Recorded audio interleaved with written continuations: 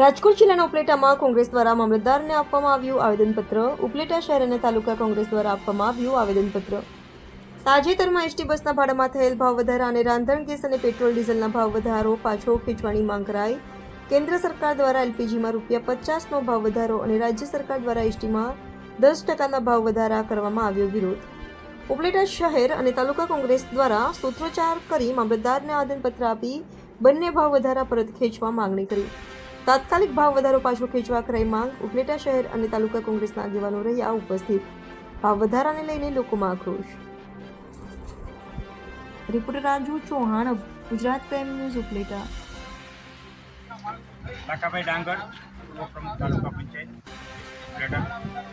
આજ રોજ સરકાર દ્વારા જે એલપીજી ગેસની અંદર, ઘરેલું ગેસની અંદર જે ભાવ વધારો કરવામાં આવ્યો છે, ₹50 જેવો ભાવ વધારો કરી સરકાર દર વખત જે ભાવ વધારો ચાલુ કરે છે અને એલપીજીનો જે આ ગેસનો બાટલો આજે મોંઘો થઈ ગયો છે, એમાંથી સબસિડી પણ સમજી લેજો લોકોને મળતી નથી એવી પણ ફરિયાદો છે.